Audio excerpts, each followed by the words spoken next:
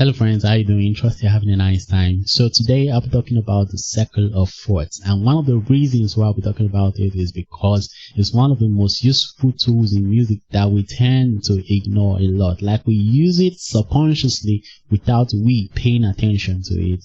And today I want to bring your mind to it, like to give you that consciousness of what the circle of fourths is actually helping you to achieve in your music. And if you play chord progressions like the 736, 251, 62514 chord progressions and all that, they are all based on the circle of fourths. And this tells you that most of our songs, which has all these elements, or sorry, not elements rather, which has all these chord progressions are, based on the circle of fourths. And if you're a songwriter, you're just trying to figure out how your song should sound, or maybe you're learning a song for the first time, the circle of fourths is like a torch in that, in that dark part. So it will help you a lot. So enough of the talk. Let me explain what the circle of fourths means. Alright guys, so first things first, what is circle of fourths?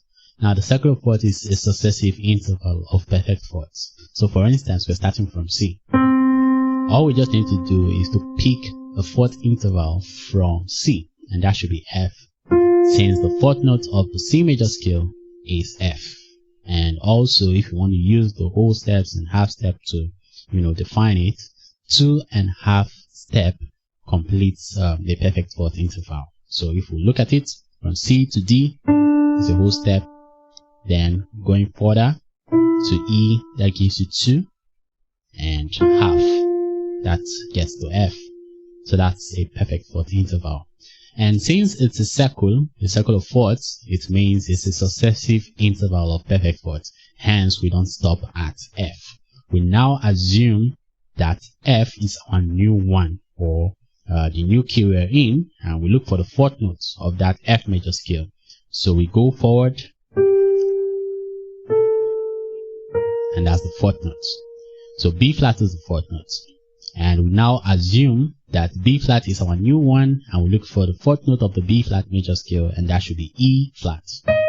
And we'll keep doing that for the E flat major scale. A flat is going to be the fourth note. So we are getting that successive interval of perfect fourths. That's all we're doing, and that's what the circle of fourths actually mean. So from A flat to D flat, that is a perfect fourth as well. So we keep going like that to F sharp or G flat, anyhow you want to call it, to B, E, A, D, G, and back to C. It's a circle, so it starts at that root, which is the origin, and still ends at the origin. So if we're going further again, we'll just keep revolving around that circle, okay, or rotating, anyhow you want to put it. So that's what the circle of fourths literally means. Alright guys, so apart from knowing what your circle of fourths means, you want to be able to play it in a very organized way. Something like this. Something like that. Okay, and I can actually play it faster, but I don't want to bust the bubbles. So let's just pay attention to the fingering that I used so that you'll be able to execute it. Now I did 2 patterns in one. Okay, so let's focus on the left hand first. What I did was I used these fingers. Okay, let me write them on the screen so that I don't spend the whole time doing all this. Okay, so you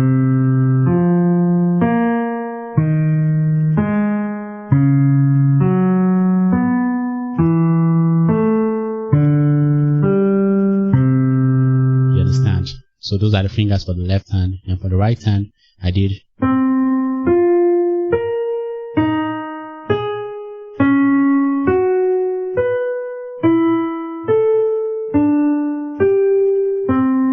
okay.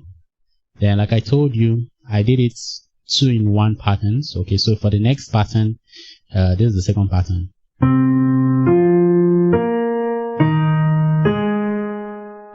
Yeah.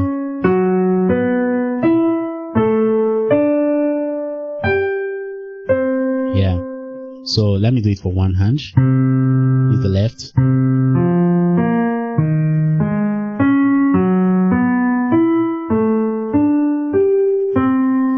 for the right hand.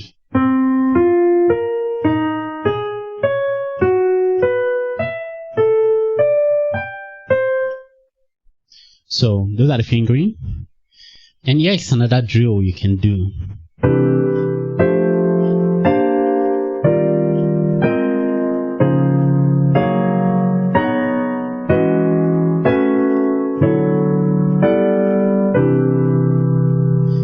Now, what's the structure for this? It's displayed on the screen. Basically, in each key, let me say, okay, we're starting with C. So in each key, I'm playing the 5 chord over the 6 chord. So the 5 chord is the G major chord. That should be the second inversion of the G major chord, yes. So the second inversion 5 chord and the first inversion 6 chord. So the 5 chord is the second inversion being played over the 6 chord first inversion. So right now in the key of C, it is G major chord second inversion over the A minor chord first inversion. Alright guys, so let me demonstrate how you can use that same chord structure I showed you. How you can use it in a song, okay? So for instance, we're playing a song like El Shaddai in the key, let's say in the key of F. Yes, F major.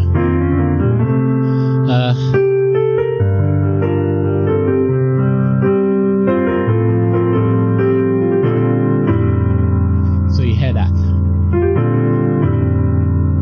So it just kind of fills in that space. So I played it on the 4, same chord structure, and I also took it down to the 1 just to fill in that space. Same chord structure.